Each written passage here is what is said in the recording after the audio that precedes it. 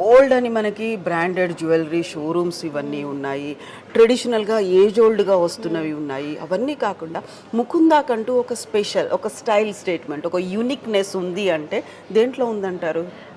Light weight concept అండి. So యూజువల్గా ఇప్పుడు బంగారం రేట్ పెరిగిపోతుంది.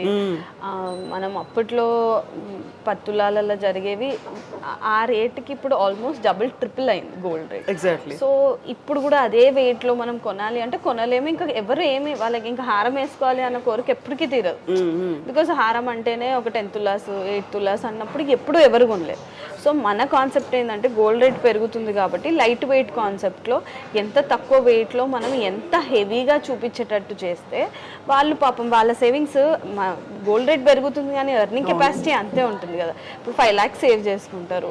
5 lakhsలో మనం ఎలా చేయగలుగుతామని, because of increasing gold rate మన కోరికలు అయితే మనం చంపుకోలేం కదా.